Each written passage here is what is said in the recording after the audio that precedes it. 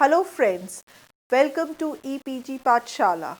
I am Poonam Chawla, an assistant professor with Maharaja Agrasen Institute of Management Studies in Rohini. Today we are going to discuss on the interesting topic of systematic approach to training and development. After completion of this module, the students will be able to understand the role of training and development and its 5 main phases. Identify the advantages of systematic approach to training and development. Role of training and development, the right mix of knowledge, skills and attitudes, proper selection to learn in order to bridge the performance gap, promotion of organizational objectives. The systematic approach to training and its main phase, systematic approach to training, is a methodology for arranging training programs. It ensures that people are prepared for their work by having the necessary knowledge, skills and attitudes to do their job.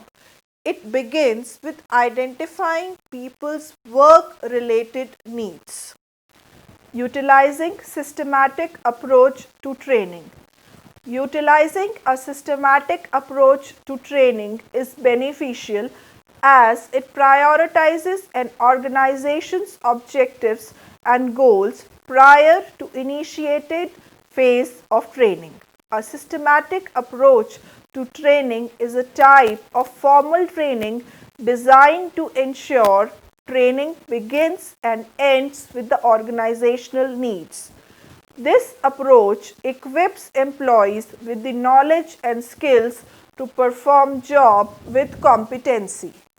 The SAT is a methodology for managing training programs. It is an orderly, logical approach to determine what people should know and do at a particular job. The systematic approach to training ensures that people are prepared for their work by having the necessary knowledge, skills and attitudes to do their jobs. SAT highlights identification of needs. SAT begins with identifying people's work-related needs. It ensures training is delivered properly. The employees learns what is important and ensures that the employee is now competent for the job to be assigned. Combined effort. SAT is always a combined effort between trainers and experts from operating line organizations. Managers, supervisors and experienced workers from organizations play an important role in the implementation of the systematic approach to training. Trainers provide expertise in the systematic approach to training process and methodology. They apply the systematic approach to training to meet the needs of the organization. They identify the work that will be done and the standards against which employees will be judged. Experts from operating groups provide the expectation and work requirements of the group. Assurance. The systematic approach to training ensures that training program supports the organization's need for human performance. It ensures people are prepared and capable to do their jobs. The 5 main phases in the systematic approach to training are analysis, design, development, implementation and evaluation. It is shown in the pictorial representation in this slide. Step 1, analysis. The various elements of analysis are: number 1, determination of training needs, analysis of training needs, making sure that training is required, tasks and elements required for training, role of operating line managers and identification of knowledge and skills. First, determination of training needs. The first phase includes determination of training needs through analysis of employee performance and behavior and comparison of organizational goals. Inputs from supervisory staff is critical to efforts to identify needs. It may sometimes be difficult to distinguish between training requirements and other issues that lead to problems. Once training needs are established, the next phase can be initiated. Analysis of training needs. The first phase in SAT is analysis. The first questions that must be asked: is there a need for training? Managers sometimes will attempt to correct a human performance problem caused by inadequate procedure or faulty equipment by training the people. Trainers sometimes attempt to use training to correct problems even though training will not solve the issue because they want to help. Make sure that training is required and needed. Then analyze to determine what training should do. In the analysis phase, the duties of a job are identified. The tasks that must be done to accomplish the duties are analyzed. Task and elements. Often, we must find tasks that are so large that we must break them into smaller parts so that we can call them task elements. From the task and elements, we determine the knowledge, skill, and attitude needed to successfully perform the task. Tasks are reviewed and characterized by difficulty, importance, and frequency to help determine whether training is required prior to performing the task or not. Role of operating line managers. The involvement of operating line managers is important to the analysis process.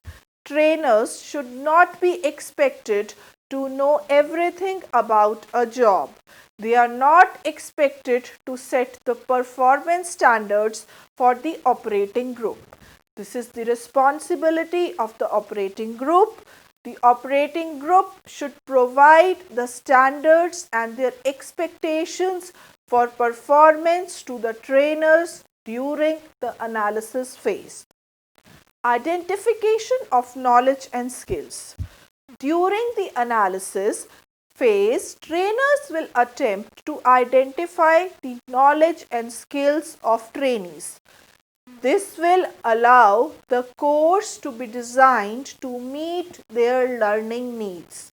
If students were laborers with little education, a maths course may be necessary to learn to read instruments. If students were engineers, the maths course is probably not necessary. The outcome of the analysis phase is a task analysis that lists the tasks that are performed to accomplish the duties of a position and the knowledge, skills, and attitudes necessary to perform the task. Step 2. Design. It involves basic design, design phase activities, learning objectives, no surprises to the trainees, the instructional technology and the media to be used. Basic design. In the design stage, input gathered during the analysis stage is used to create learning objectives, stipulate instructional methods, identify training material to be used, and specify the location at which training will take place. It will produce end of course evaluations of course content and examine students' competency. Design phase activities. The design phase is really a decision making phase. In the design phase, we complete 3 important activities. We decide what the students will learn in the class and how that learning will transfer to the job. From this activity, we write student learning objectives. Second, We decide what will be taught and the instructional method to be used to teach. Third, we decide how the students will demonstrate competency to do the required work and develop an examination plan to test the students' competency. Learning objectives. Now, learning objectives can be broken down into two types. The first is terminal objectives, which explain what the students must be able to do after training on the job. Second, specific learning objectives, sometimes also called as the enabling objectives, tell what knowledge, skill and attitudes must be displayed during class. They are written in words so that the student can understand. No surprises for the trainees. There should be no surprises for students or trainees or instructors or supervisors. Students are given the learning objectives at the beginning of the class so that they know exactly what is expected of them.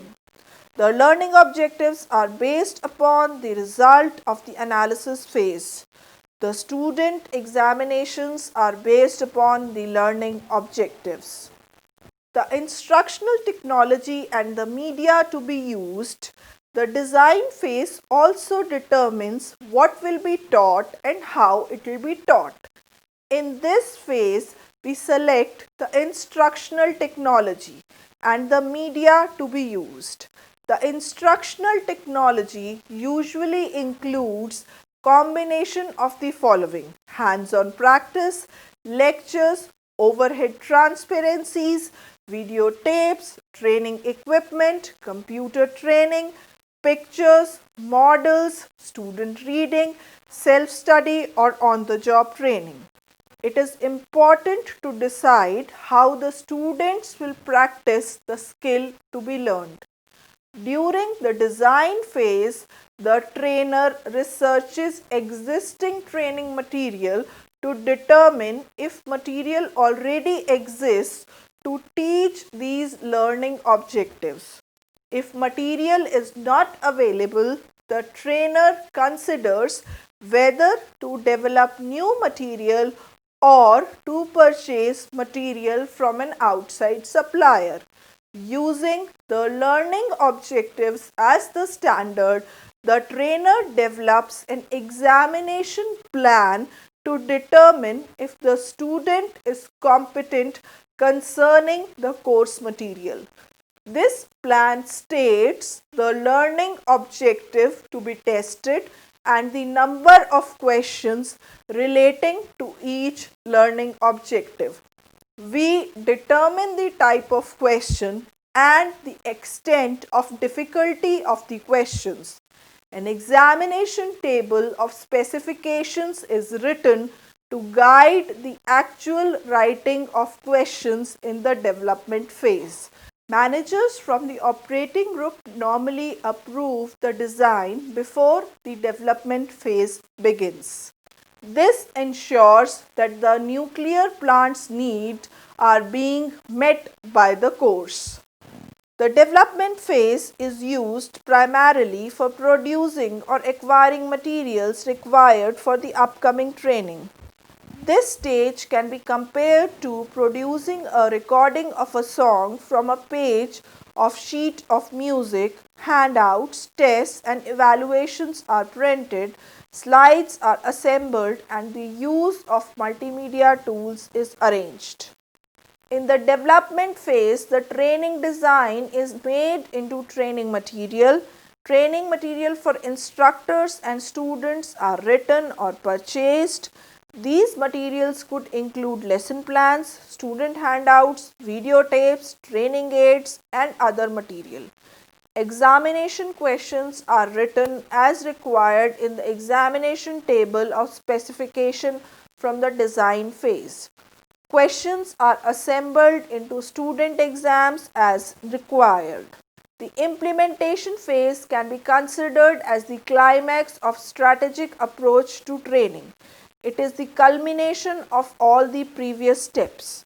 The actual training is conducted for your staff. This is the component that integrates the research and data from the analysis phase, and in which your employees use learning tools and materials that emerge from the design and development stage. In the implementation phase, the instructor teaches and the student learns. Although this is the phase that most people think is training, it is the easiest phase to perform. The material written down during the development phase is used to implement the decisions that we made in the design phase. We also apply the information learned about the job in the analysis phase during implementation. At the completion of the course, the students prove their competency by passing the course examination, which talks about evaluation. Evaluation is conducted throughout the process. The effectiveness of each step is continually assessed. An overarching evaluation of the entire approach measures the value of the training program as it applies to company goals and employee performance and behavior. Evaluation can be completed by testing knowledge and skills immediately after completion of training or through consultation with employees and supervisors after work has resumed. Evaluation is usually listed last. However, evaluation is done throughout the SAT process. Evaluation is all about asking how are we doing. During the other three phases, trainers do an evaluation to ensure the process is working correctly and to identify improvements immediately. Once the training is complete, trainers evaluate the effectiveness of the training and determine if the student is performing on the job as expected. They determine if the training course was useful to the organizational performance. Trainers identify what else is required to improve performance and determine if the course could have been done better. Identifying improvements for the course and improvements for the entire training process is an important part of the evaluation process of SAT. The best evaluation of training effectiveness is done on the job. We ask students and their supervisors if they are properly prepared to do their job. We also use plant performance monitoring programs to evaluate the effectiveness of training and determine areas for improvement. Operating line managers must be involved in the evaluation of training for it to be most effective. This slide talks about the advantages of systematic approach to training and development, which can be listed as it is an organized approach, it gives clarity and responsibility, it recognizes the needs of the student, it recognizes the ability of the student, and it's a hands-on design. Number 1, organized approach. Every aspect of SAT focuses on organization and maximizing returns on employee education. Generally speaking, the SAT breaks down into different phases. Each of these phases facilitates information flow and promotes understanding. That organization makes it so people from diverse backgrounds and perspectives are able to reach similar understandings. This ultimately reduces overall confusion for both the instructors and the training students. Clarity and responsibility. With the transparency of information brought on by SAT's organization comes a better understanding of where the responsibility falls. If an employee fails at an aspect of their job, they and their superior can refer back to their training. Was the appropriate task covered in training? This should be evident in training syllabi. If it was, then fault falls on the employee. If it wasn't, then fault falls on the instructor and the training administrator. Fortunately, properly executed SAT is transparent and logical and will likely never put the instructor at fault. Recognizing the student's needs. Although SAT may seem rigid through its organization, it's designed to be flexible and adaptive to a student's and future employees' needs. Through the implementation and evaluation process, an instructor will get to know what a student needs to get out of the training program and out of their position. In this analysis, it may learn about their educational preferences or special needs. The program and individual education may then be reshaped or restructured if it is appropriate and not obstructive overall. Recognizing the student's abilities. Likewise, the SAT process will allow an instructor to recognize where individual students excel. During the design phase, an instructor should articulate how a student should be evaluated. During implementation, this may evolve as the instructor recognizes and brings out a student's strength. By recognizing these strengths, an employee will gain confidence in their ability to do their job and ultimately do it better. It is through SAT that an instructor can feel out which areas need encouragement and which are fine as they are currently. Hands-on design. Each and every organization has different protocols, expectations and jobs to fulfill. The SAT is successful because it recognizes this and offers high company input within its strict structure. Experts in a company will know which knowledge and skills must be communicated through the training process. Trainers, the one who work hands-on with the others or potential employees, fit these requirements into a program that best works for them and the organization. This process is multifaceted yet simple, which ultimately allows for little or no communication mistakes. Summary to the module. Utilizing a systematic approach to training is beneficial because it prioritizes an organization's objectives and goals. It equips personnel with the knowledge and tools to pursue the organization's interest with competent job performance. Training is most effective when it is planned, implemented and evaluated in a systematic way. Unplanned, uncoordinated and haphazard training efforts greatly reduce the learning process. Thank you. I hope you understood the module well.